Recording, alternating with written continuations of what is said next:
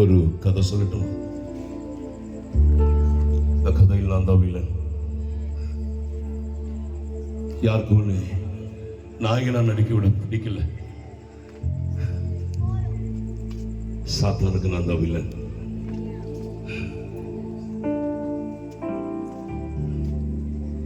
யாருக்கும் வேண்டாதவரை கர்த்தருக்கு வேணுமா?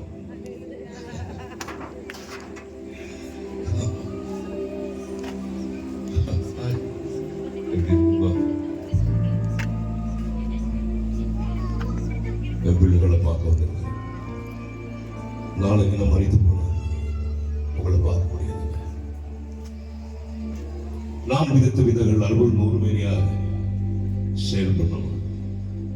சும்மா உங்களை பார்த்துட்டு வரேன். அப்புறம் நாளைக்கு பார்க்க முடியாம போல நான் பிள்ளைகளா நீங்களும் நல்லா இருக்கணும். என்ன போல எல்லாம் இழந்து வாழக்கூடாது. என்ன போல எல்லாம் இழந்து வாழக்கூடாது. நீங்க நல்லா இருக்கிறதுதான் எங்களை இப்படி ஆகுங்க. உள்ளத்தின் ஆழத்திலிருந்து வாழ்த்துகிறேன். நீங்க நல்லா இருப்பீங்க. எல்லாரும் சாப்பிட்டு படுத்தோம். காலையில் கண்ணு திறந்தது உங்க படிப்பு அல்ல, உங்க பணம் அல்ல, உங்க பதவி அல்ல. நாம் நிற்பதும் நிர்மூலமாக இருப்பதும் அவருடைய குருவை கரங்களை தட்டி தேவநாமத்தை மகிமைப்படுத்துங்க.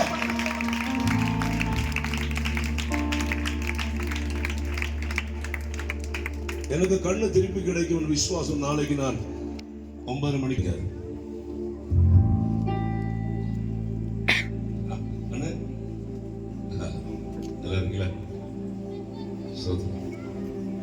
நீங்களும் நல்லா இருக்கணும். எனக்கு பிறகு உங்களை கருத்தர் வலிமையை பயன்படுத்த என்ன தேடி வருவதில் யாரும் இல்லைங்க.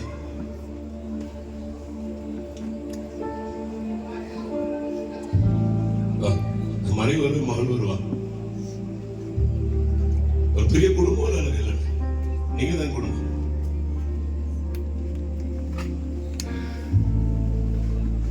ஒரே ஒரு வாழ்க்கை மற்றவருக்கு நன்மை செய்யணும். என்ன படுக்க வச்சு 2 பக்கத்துல இன்ஜெக்ஷன் போட்டு முழங்கால மறுக்க வச்சு ஐநாவரத்துக்கு அனுப்பி இருக்கிறேன். நீங்க நல்லா இருப்பீங்க.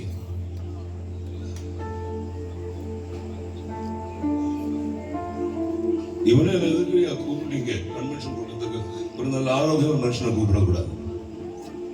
நானும் கேட்டேன், ஏன்னா என்ன இப்படி பயன்படுத்துறீங்க? இதுல நல்ல ஊழியக்காரங்க சென்னையில் இருக்கிறாங்க, என்ன மட்டும் பயன்படுத்துறீங்க? கேட்டா அவரு அமைதியா இருக்கிறார், பேச மாட்டார். என்ன செய்தி? பைபிள் திறக்க முடியல. 2 வாரம் பைபிள் திறந்துட்டா என்ன செய்தியை கொடுக்க? புக்கு திறந்து பார்க்க முடியல, பேச முடியல. பிள்ளைகளா நீங்க கண்களை மூடி என்னோட பேசுமாப்பா ஜெபி. யாரும் கண்களை திறக்காத, கொஞ்சம் கண்களை மூடுங்களேன்.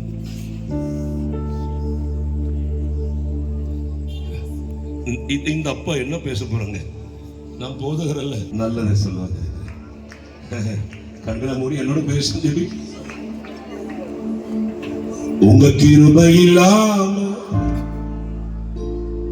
வாழ முடியாதப்பா.